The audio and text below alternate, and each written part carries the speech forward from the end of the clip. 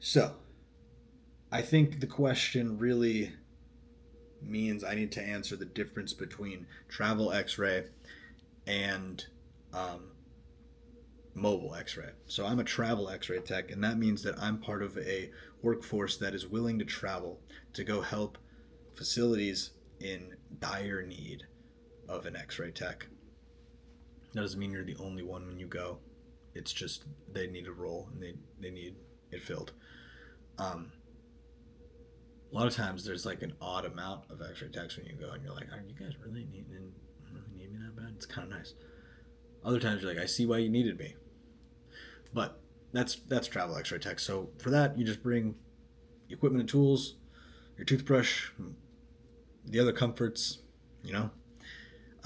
Mobile X-ray. I think this is the question that you're more interested in. Is so the equipment and tools you need for mobile X-ray. You need a van and a truck, probably provided to you with whatever company.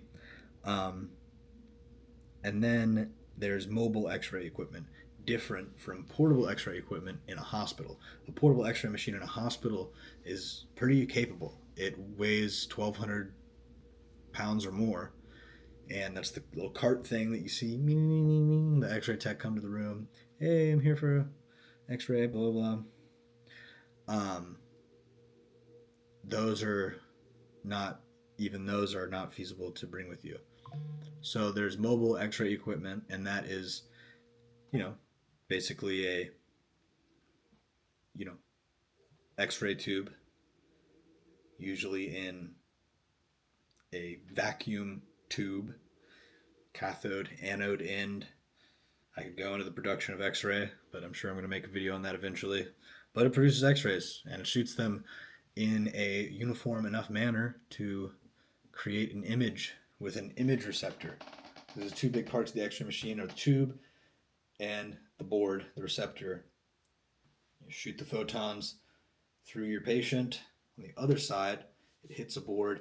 That board sends that information back to your machine where it can produce an image. The equipment that you're bringing with you, since it's smaller, it's generally less capable, but you're only there to get like a few X-rays because you're mobile because you're going to places that don't have X-ray equipment there. They don't have a staff on staff X-ray tech, and they don't have the equipment. So you ride around to usually nursing homes for, if they fall and it's a hip and pelvis, or maybe they fell on a hand and it's a foosh injury, so you're looking at their wrist, maybe their hand too. Um, or they've got a prolonged cough where ruling out pneumonia and you're going to get a chest x-ray. So these are all things that you'd be doing as a mobile x-ray tech. And mobile pays typically a little better than the stand alone, or it should anyway. But a lot of times you could even make better money at hospitals, especially with like shift differential. And that's, when you work a later shift or a weekend shift or an overnight shift and you're getting paid anywhere from like a couple bucks to like $4 more, $5 more an hour. Especially if they're stacking, you can make a lot more because it's like, oh, you're doing a weekend, that's 350, and then you're doing an overnight, that's an extra $3, so you're getting an extra $6.50. So yeah, you can make a lot more probably at a hospital than the typical mobile X-ray. But as far as the equipment, that pretty much covers that. Maybe some shielding just for yourself, but a lead apron. But typically, the equipment is equipped to the point where, and equipped, I mean, it has a little telephone, curly Q telephone wire connecting to the exposure button, so you can stand far away. So shielding probably not necessary. Yeah, so you just bring a crummy version of a portable X-ray machine and get to shooting. So, uh, as well as how you get from A to B. So me, travel X-ray tech, I take my truck. It's not the best on gas. It's a truck, but I want my truck where I'm going, and so I was just in Charleston. I got off Friday night from Charleston, did Friday night in Asheville. Spent the day there. Went to Natural Bridge State Park in Kentucky. Then went to Louisville, Kentucky. Stayed there. Woke up Sunday. Drove through Indianapolis and over into Illinois, where I'm at now. And just unpacked. That's why it looks like this, because it's Monday right now at the end of my first shift here. So that's point A to point B. With mine, a lot of people will fly, rent a car. You're giving yourself extra headache and costs, and you're not affording yourself the opportunity to see all this stuff on the way, you know?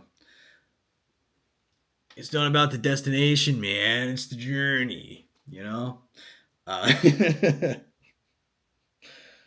Point A to point B for mobile is the van or truck that I mentioned.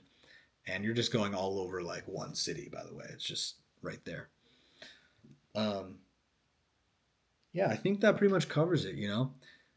I think this is mainly a question discerning mobile and travel and then diving into what you would need for mobile. And that is an X-ray tube that shoots things uniformly and a board to catch them and make pictures.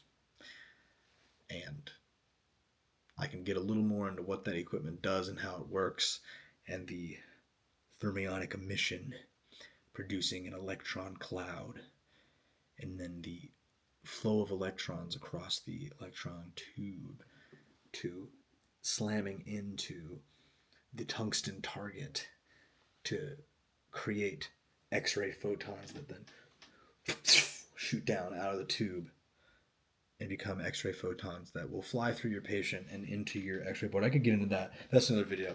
I'm going to stop yapping now because I'm pretty sure I've answered your question. But if I haven't, if you're curious even more, let me know. Steven was taken, not Steven was stacking. Boy, we were off to a hot start in this video. All right. I hope that answers. Take care, man.